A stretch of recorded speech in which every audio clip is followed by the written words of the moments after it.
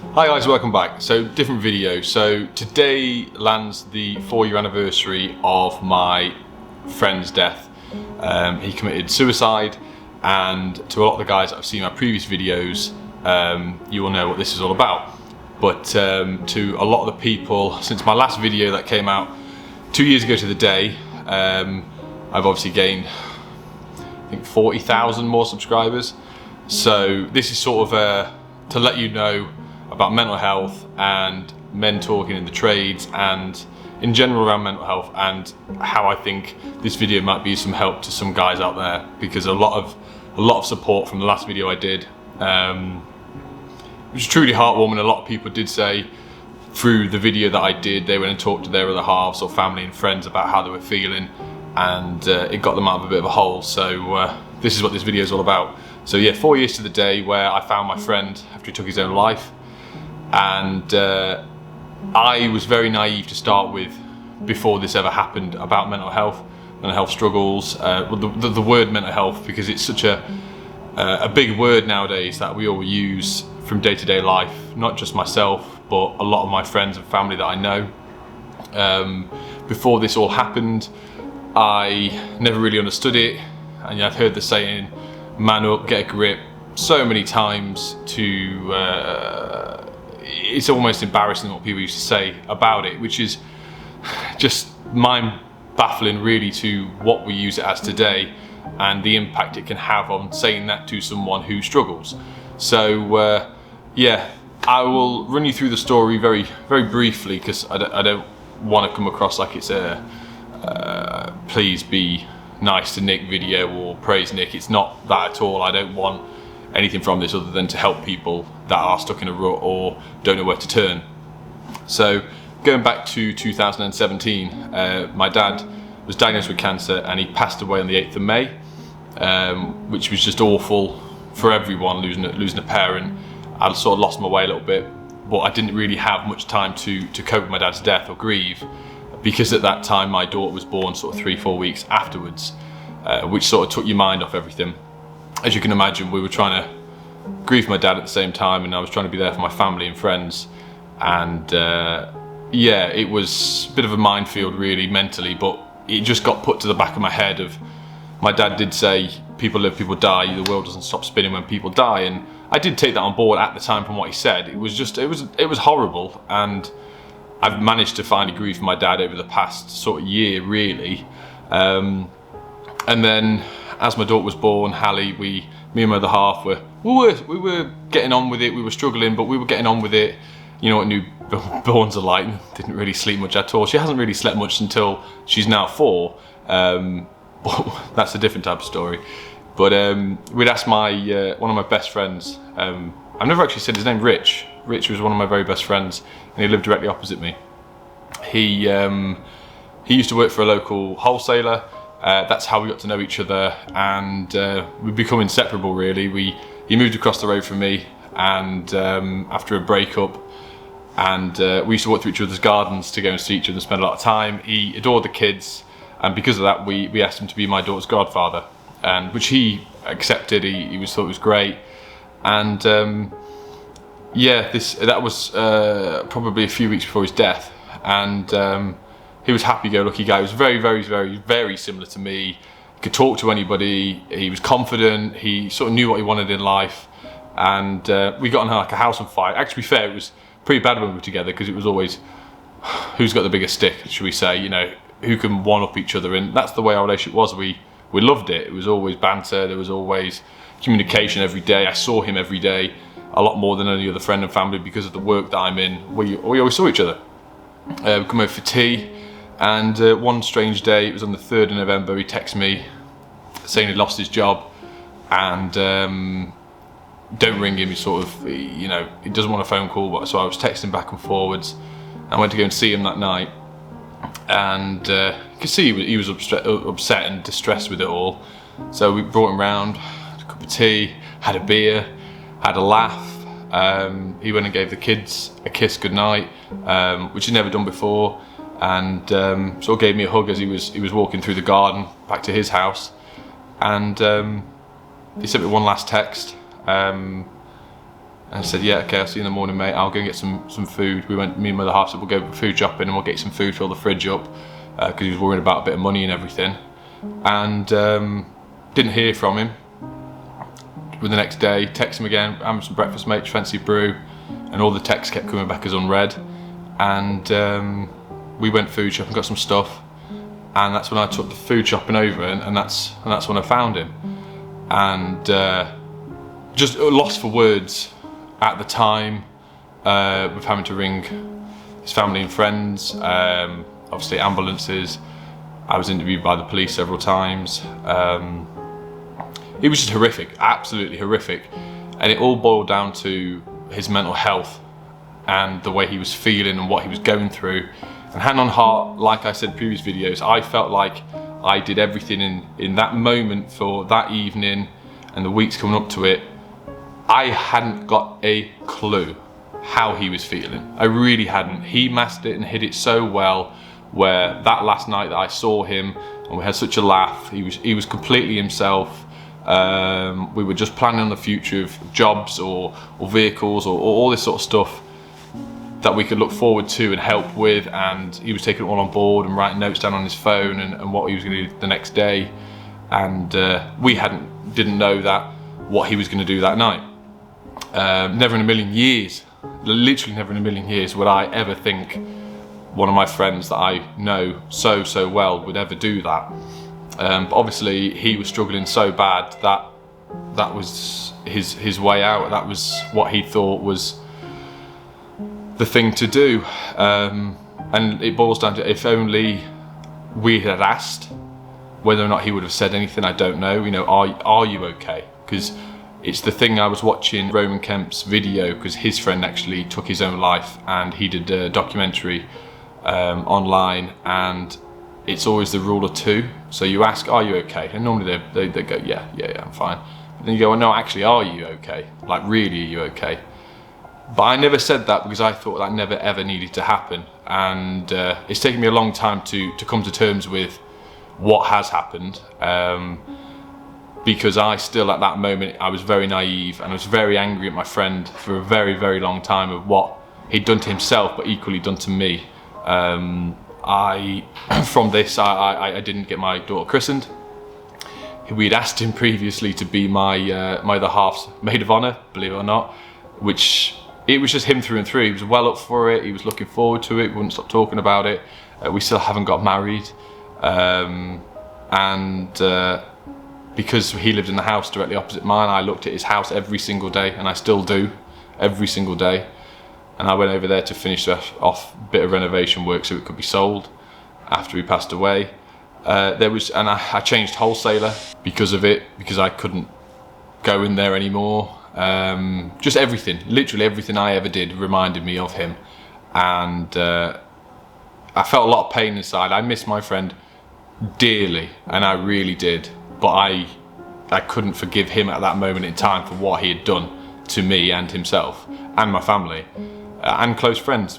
He was just adored by so many people, and it made it very, very difficult to forgive him, to understand why he did it. And that was always the thing of understanding why someone did this to themselves, where in my eyes he was a young lad, he had his future ahead of him, he was clever, he was good looking, he was witty, he had so many things going for him. And I just couldn't comprehend why he had done something as drastic as that.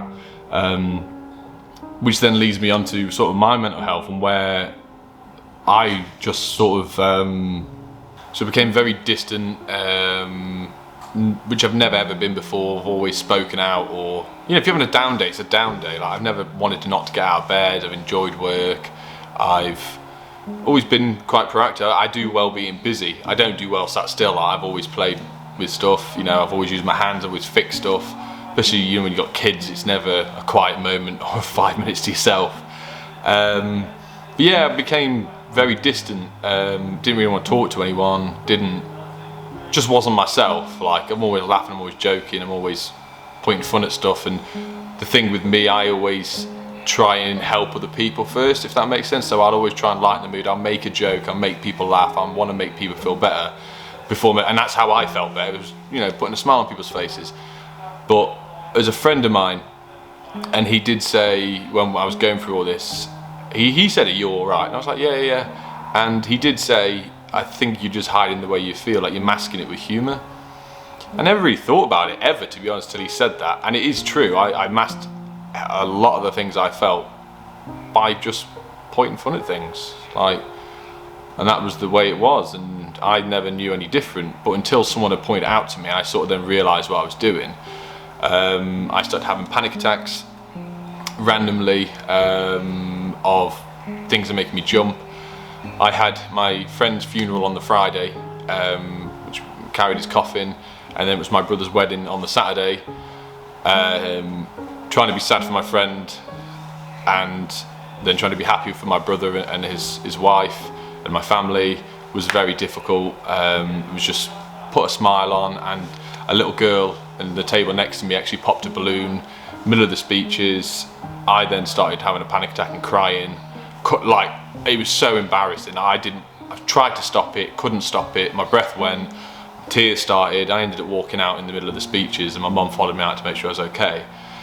And I just couldn't comprehend why I was feeling like this, or what was going on. And I really couldn't understand it, because to me it was, friends. My dad's died. I'm blessed with a beautiful daughter. My friend has died, and it was like, people live, people die, like my dad said. The world keeps spinning, but I couldn't come to terms with what was going on in my own head, because I was trying not to think about it. I was trying to push it at the back of my head, still be a dad, still try and run a business, still trying to be in control of things when they weren't. Like, they were just spinning out of control. I stopped answering phone calls, text messages, emails for work. I'd go to work and prefer just to sit in the van on my phone and do anything, or I'd do the work and then not send an invoice for 4 months.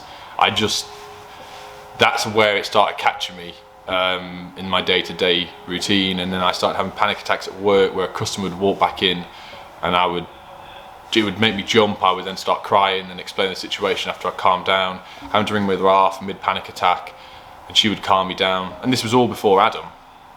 And I went and saw someone at the time that my mum went to see, a grieving counsellor.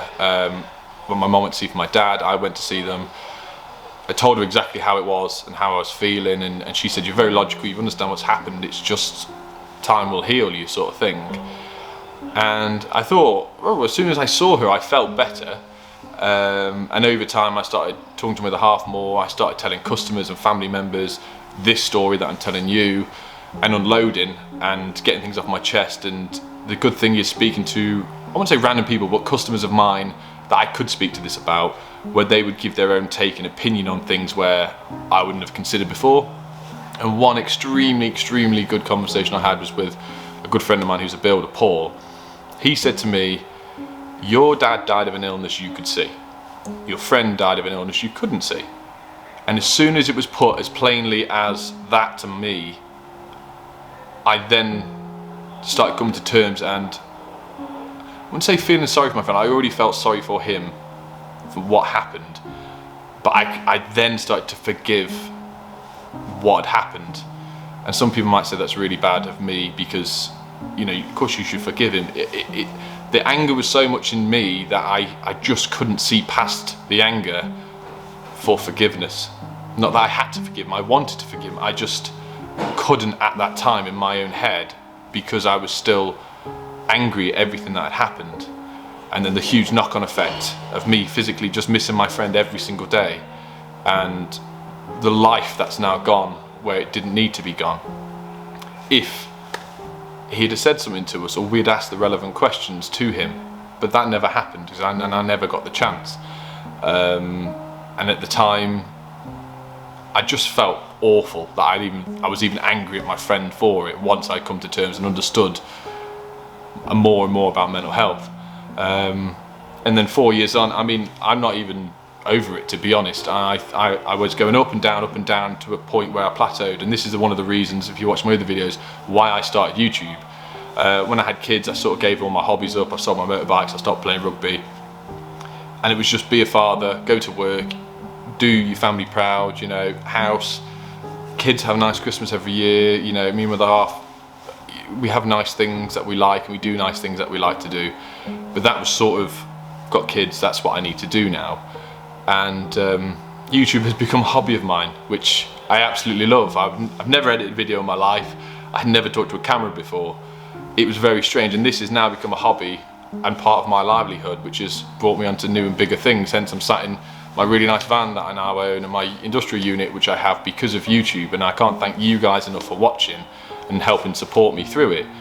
But equally, the guys that like to leave nasty and horrible comments all the time,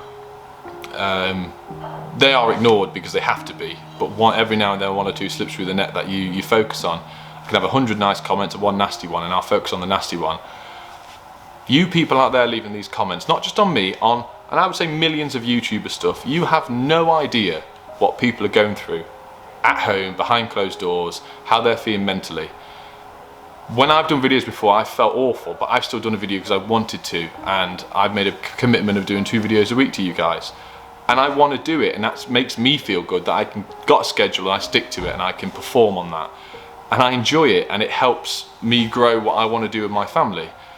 But the people that leave these comments, completely unnecessary, unrelated, the people that started calling me fat a couple of months ago, fine, yeah, I put on a bit of weight, okay. Or the people that mock my work, or people that mock my family or my friends, or all the other YouTubers, you know, very close friends of mine that are the other YouTubers. You've got Jordan, you've got Chris, you've got all the other guys that I speak to as well. You've got Corey, who's done a video recently.